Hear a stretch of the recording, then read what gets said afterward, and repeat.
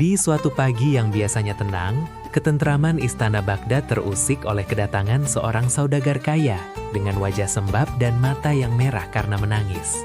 Sambil bersujud di hadapan Sultan Harun al-Rashid, ia melaporkan musibah besar yang menimpanya. Sekantong besar koin emas miliknya telah lenyap dicuri di dalam rumahnya sendiri. Yang membuat hatinya hancur bukanlah hanya soal kehilangan harta, melainkan kenyataan bahwa pencurinya diduga kuat adalah salah satu dari 10 pelayan setianya. Meskipun telah ditanya berkali-kali, tak ada satupun dari mereka yang mau mengaku. Sultan yang bijak menyadari bahwa ini bukan sekadar soal pencurian biasa, melainkan soal kejujuran yang harus dibongkar dengan cara yang tak biasa. Mendengar kerumitan masalah tersebut, Sultan segera memerintahkan pengawal untuk memanggil Abu Nawas. Sultan tahu, hanya kecerdikan Abu Nawas saja yang bisa memancing keluar kebenaran dari mulut yang tertutup rapat. Tak lama kemudian, Abu Nawas tiba di istana dengan langkah santai.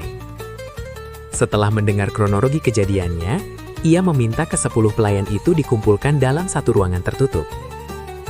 Abu Nawas berdiri di depan mereka, mengamati wajah setiap pelayan satu persatu dengan tatapan yang tajam, seolah-olah ia bisa membaca pikiran mereka.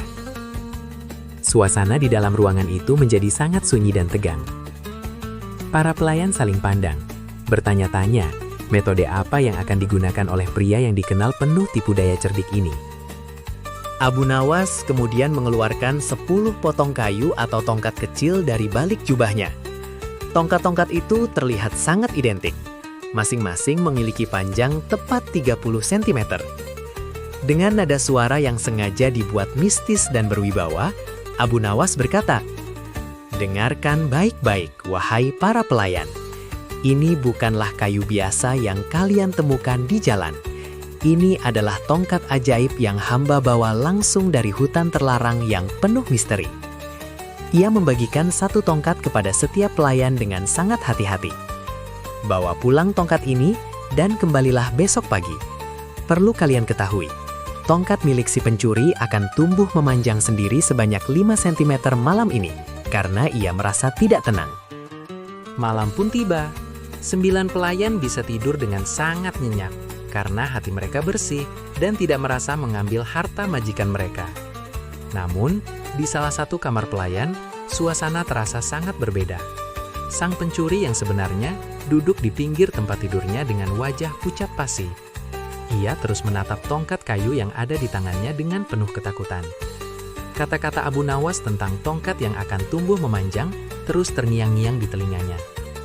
Kalau besok tongkat ini benar-benar memanjang 5 cm, Abu Nawas pasti akan langsung tahu bahwa akulah pelakunya, gumamnya dengan suara gemetar. Keringat dingin mulai membasahi dahinya saat ia berusaha memikirkan cara untuk lolos. Tiba-tiba, si pencuri itu mendapatkan sebuah ide yang ia anggap sangat brilian.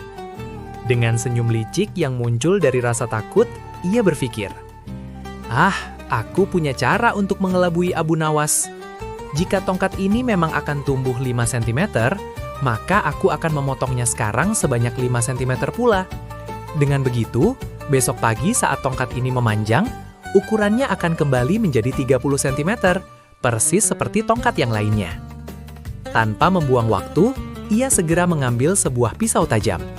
Dengan sangat hati-hati, ia memotong ujung tongkat kayunya sepanjang 5 cm. Ia merasa sangat pintar dan yakin bahwa rencananya ini akan menyelamatkannya dari jeratan hukum. Keesokan paginya, matahari bersinar terang di halaman istana. Ke-10 pelayan telah berkumpul kembali di depan Abu Nawas, Sultan, dan saudagar yang malang itu. Abu Nawas meminta mereka untuk maju satu persatu dan meletakkan tongkat-tongkat mereka di atas lantai marmer secara berjajar. Ketegangan kembali memuncak saat Abu Nawas mulai membandingkan panjang tongkat-tongkat tersebut. Sultan dan saudagar memperhatikan dengan seksama. Hasilnya terlihat sangat mencolok di mata semua orang yang hadir. 9 tongkat memiliki panjang yang benar-benar sama, yaitu 30 cm. Namun, ada satu tongkat yang terlihat jauh lebih pendek dibandingkan yang lainnya. Selisih 5 cm itu terlihat begitu jelas di atas lantai yang rata. Tanpa keraguan sedikit pun, Abu Nawas langsung melangkah maju dan menunjuk ke arah pelayan yang memegang tongkat pendek tersebut.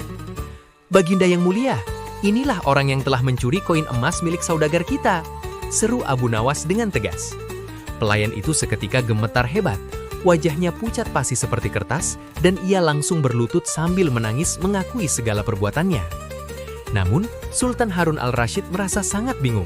Beliau mendekati Abu Nawas dan bertanya, "Abu Nawas, bukankah kemarin kamu bilang bahwa tongkat milik si pencuri akan tumbuh memanjang?